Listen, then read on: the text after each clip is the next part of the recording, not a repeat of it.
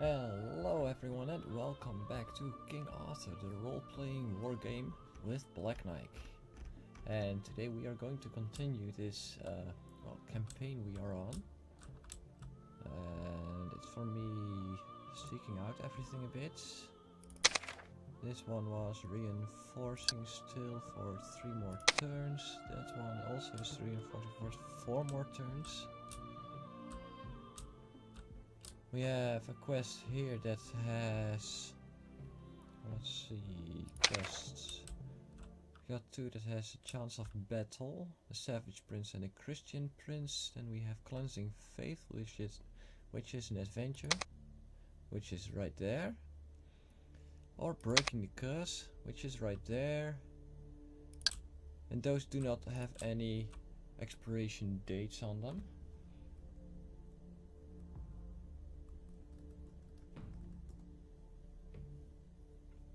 I had to fill in something on my notebook. I've got 2 heroes in here if I'm correct. No, I've got no heroes in there. Got 2 in here. And I've got 2 in there. So I can have 4 armies. My round table looks like this. It's a level 6 and 3 level 7s.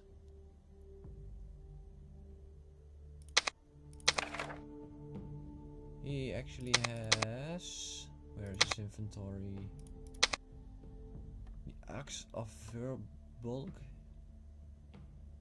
Crown of the Lost Kings, and Necklace of Magic. And he's got the Horn of Avalon. He's got a Cold Iron Sword, and he's got the Axe of Giant Folk, and a Cursed Sword. Wait, Sir Balin and Sir Gareth? Yes, my lord. Sir Kay and Sir Gareth? Yes, my liege. So, King Mark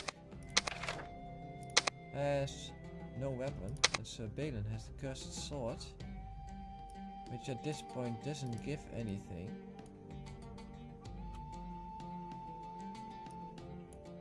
And can't be used. Can you move?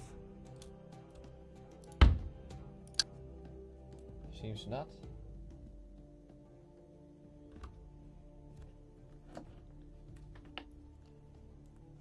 So, I think I got my bearings now.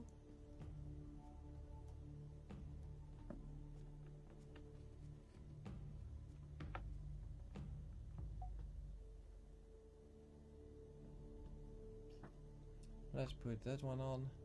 Timer's on.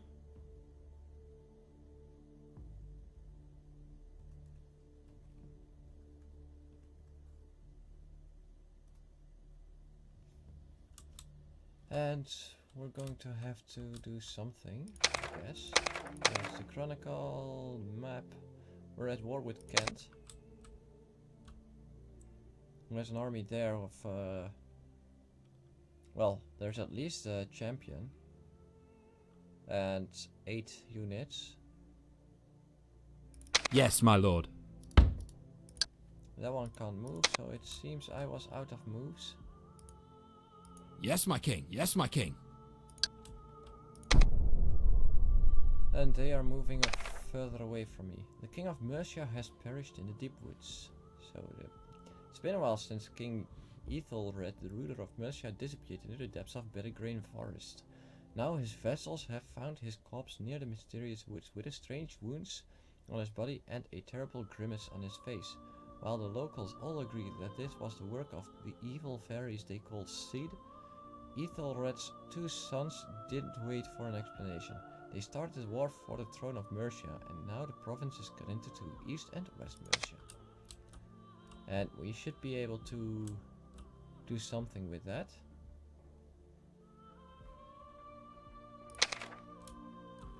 And we have the objective to conquer London or Viriconum.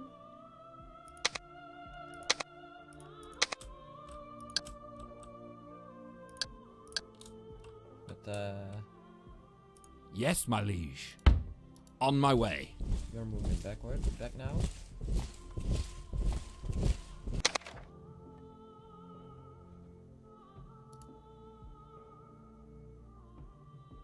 Okay. I wasn't going to dismiss him.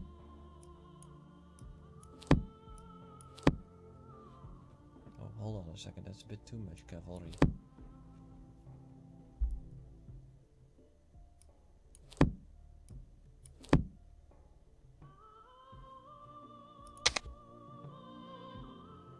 That one's filled. Yes, my king. Fill up ranks, fill up old ranks. 2 turns, 3 turns. So it seems we can't actually do that much. Hungry soldiers, oh dear. We're out of food.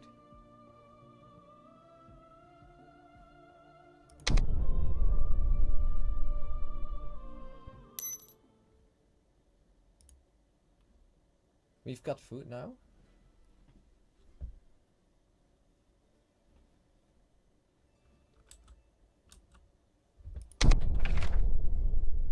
Ransom. The liege lord of the captured hero offers a ransom in exchange for the freedom of his prisoners. Verona. Yesterday 2 little birdies flew past my window. They seem such a happy couple. She's corrupted, a proud Welsh, otherworldly, and has morale. And they want Sir Brennis. It's actually pretty good. Recruitment completed in both positions. We do now again have a lady in the court. As you can see, her loyalty bonus gives none. That means +3 old faith in the own fiefdoms. +2 to public safety and own fiefdom. +3 loyalty and own fiefdoms with the same culture. And she's corrupted, so minus 50% trade income.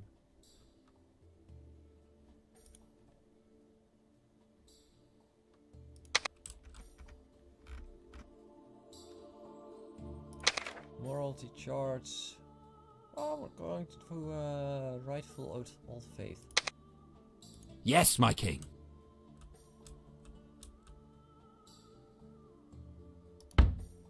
On my way.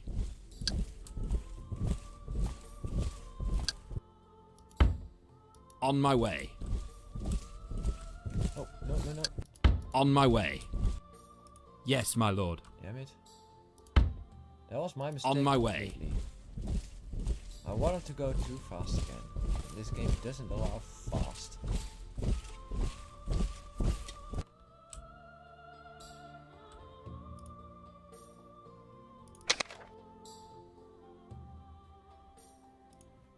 We're going to keep those soldiers there.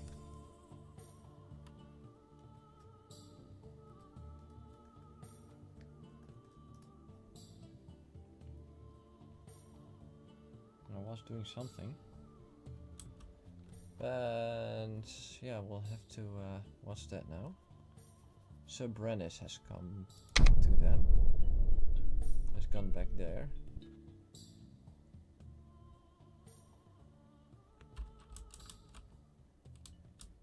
New season, summer. Yes, my liege. So we're going to do this quest now. We can choose Sir Kay, but also Sir Gareth. We're going to do Sir Kay because he's got a bit more items. We'll begin this. In the darkest reaches of the wood you meet the congregation of the druids. The leader listens to you politely. It won't be easy, he says. In the heart of the forest there is a crystal tower. There lives a woman of the seed, a powerful enchantress. She can help you. Is there anything else I should do? You want the weapon to remain as powerful as ever, but without the harmful effects of the curse. So you have to find a swordsmith who can make you a silver duplicate that will absorb the evil lifted from the sword. Such a smith lives near the village. Anything else I should do? The druid smiles. A good deed deserves a good deed. He tells you about a group of devoted monks who are building an abbey near the sacred groves of the druids. You have to persuade these people to leave. If you complete all these tasks, we will meet at the Ring of Stones. I will visit the builders at the abbey. Not far from the old wood, on a hill, you see the skeleton of a tower covered in scaffolding and a rough camp for the builders, guarded by knights in white robes. Monks and craftsmen are gathered around an old priest. The old man must be their leader. I'll speak with their leader. You meet an old priest and two knights, both clad in white. You apologetically explain the situation. Disturbing the sacred grove of the druids will sow the seed of a new conflict that could only result in war. You say, leave in peace now and build your abbey somewhere else.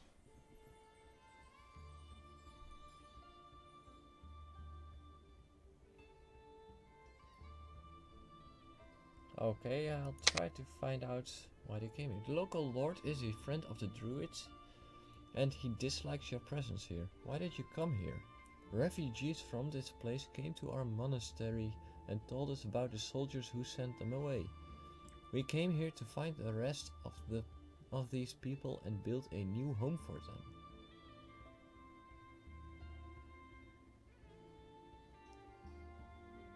While we talk, I'll keep my eyes open. We'll let the old monk chatter away the time while you walk through the camp. You keep your eyes open and notice that there are only a handful of armed vessels and a couple of the white tabarded knights. If you do plan an ambush, they won't put up much of a resistance.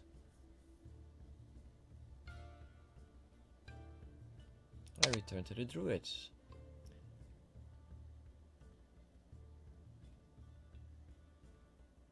I go to the village to see the swordsmith. You find the village at the end of the forest. Judging by the small church that stands abandoned and empty, the locals have turned their backs on Christianity.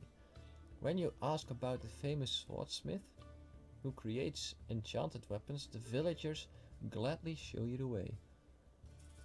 I ask them about the abbey that the monks are building. The Christians who were exiled from the sacred grove have returned with knights and monks and are now trying to rebuild the church of their weak faith. It should be a great time to teach them a harsh lesson. I can ask them what happened to devoted Christians who lived there. So it came to pass that some monks arrived and began to preach against the revival of the old faith.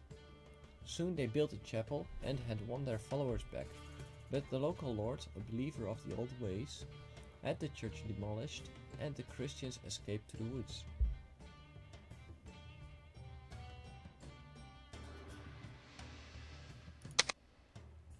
After a while you piece together the shards of gossip. There is an old woman in the village who has relatives among the refugees in the forests. It is common knowledge that she often goes into the woods and gives them food. You find her tiny cottage at the edge of the village.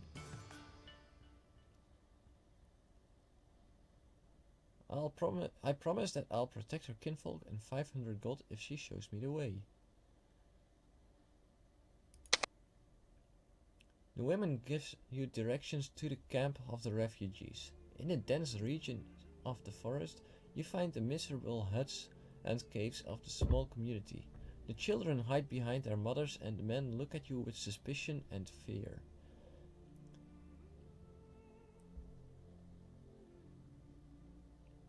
I try to persuade them that I only want to help. After some persuasion, you finally convince the refugees that you, as the Knight of the Round Table, will be always true to your promises and will guarantee their safety. So let you guide them to the hills where the monks are building their monastery. You return to the building site to speak with the old priest, the leader of the monks. The old monk orders his people to leave the unfinished abbey. From afar, the elder druid watches the procession sadly. As long as we don't have one king of the old faith, these incidents will occur again, he says. He promises a reward for what you have done. Vodam. I visit the weaponsmith. The smith knows everything about the forgotten methods of forging magical steel.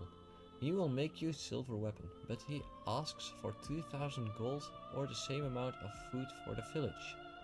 Or, if you are brave, you can bring him dragon bones from the woods, but beware the giants. I go into the woods, I find the bones and fight the giants. When the tide of wonders returned, it washed up ancient things out of the earth, like these colossal dragon bones in the forest. The empty ribcage is huge and unnatural, as the monster that uses it as its lair. One of the Fomorians, a beastly giant you will probably have to fight. I fight this ugly beast. The Fomorians are the creatures of the darkest tales. This once noble race has returned as a shadow of its former self. This one isn't as strong as you thought. It's still a worthy opponent though, and it takes a long time to defeat him in a duel, and you suffer grave wounds. The weaponsmith nods and begins the work. His chant and the clang of the hammer soon makes you feel as though you were in a dream, and you lose track of the time.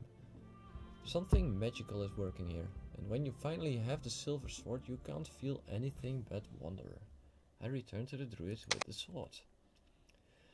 If you have finished all your tasks, we can go to the Ring of Stones. I go deep into the woods and see the enchantress. When you are lost in the forest and the shadows seem to deepen, you find the crystal tower. The woman waiting for you is beautiful but not human at all. You greet her and tell her about the cursed sword. Defeat me in a duel and I'll help, or leave some of your men to serve me.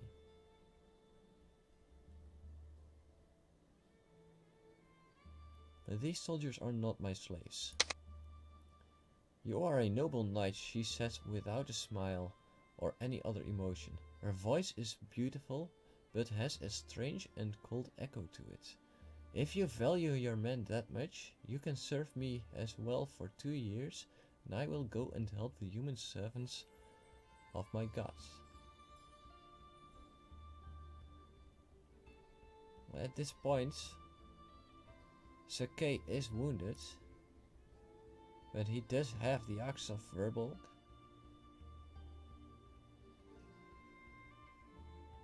The crown of the Lost King.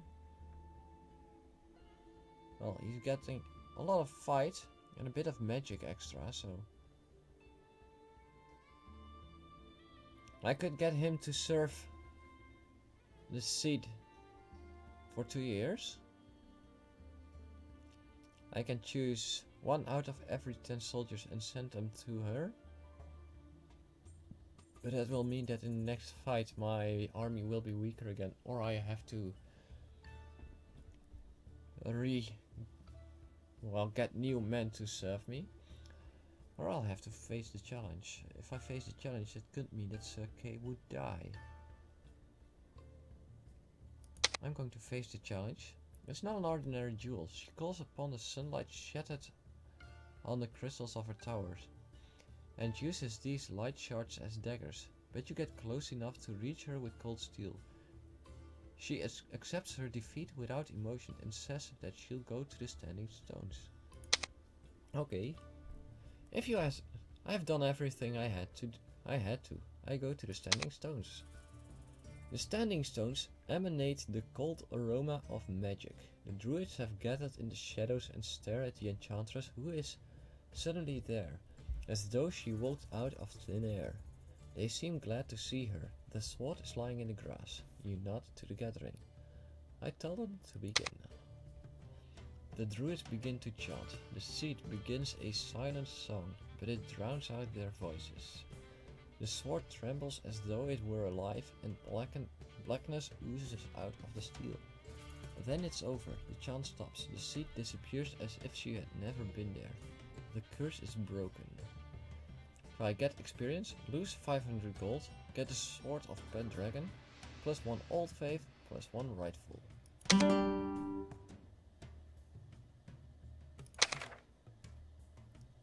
Okay.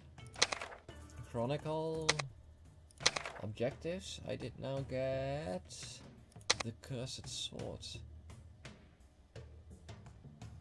It's now completed.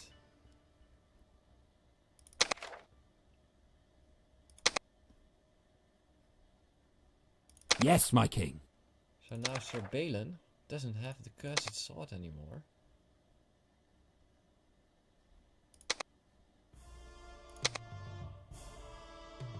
Hold on a second.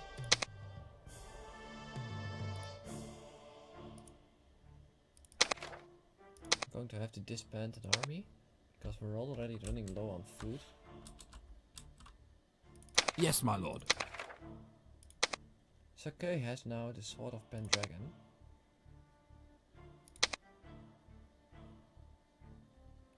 That one is +2 fight, +2 leadership, +2 to cleave level. Active after 300 kills by the bearer in melee combat. Damn. I'm going to let him keep that one.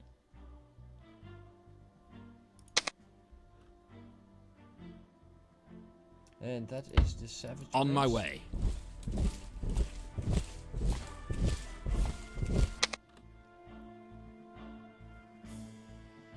Recruitment. Treason, recruitment. Artifact is acceptable. Bright, excellent.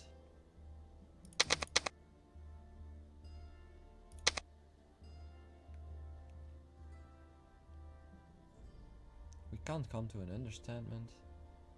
That's battle. Treason, recruitment.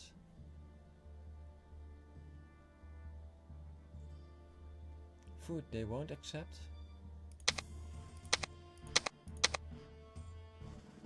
But there isn't a third option, so... Attack!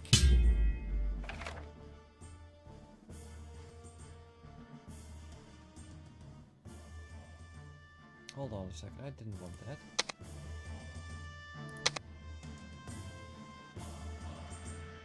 Oh dear, what did I do?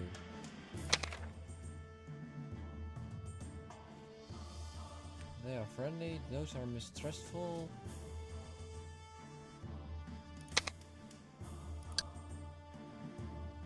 Ready to serve. No.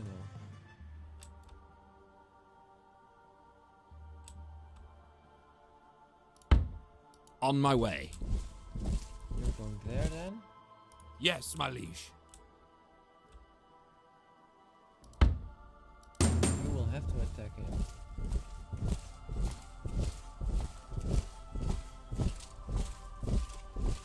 Attack! He's not actually able to do anything. So we're going to end the turn here. And now they are going to attack us. I do not know what they have. Sir Vortimer. Sir Gildas. Heavy Footman Crusaders, oh dear. 8, 38 stamina. We've got battle ones, we've got the Golden Griffins. These are heavy infantry. Crusaders are light infantry. Oh. And heavy footmen are also heavy infantry, but they have only got 18 stamina. Those are actually pretty strong light infantry. 8 melee, 8 defense. Take a look at my sentinels. Well, yeah, these are also our light infantry and have 10 melee and 9 defense and more stamina. They've got spearmen, so I have to take care that those won't wreck my Breton cavalry. And they have 7 bowmen. Holy shit, man.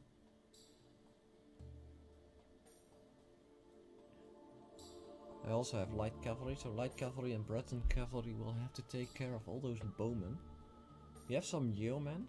We have these are pikemen with 5 melee, 5 defense, and 35 stamina. That's better than these guys.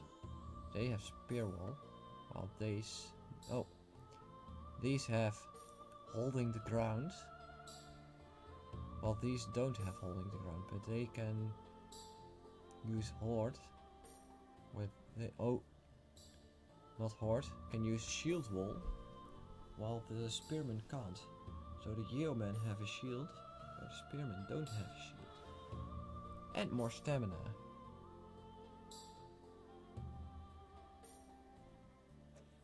But we're going to end the video here for a moment. I've gone on for more than 25 minutes already, if I'm correct. So, you guys, well, we're going to do this battle in the next video and see how good we will do.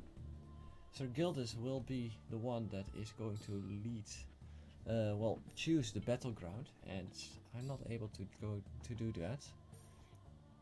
But yeah, in strength wise, I'm at an advantage. So, hope you enjoyed it so far, and I'll see you guys next time.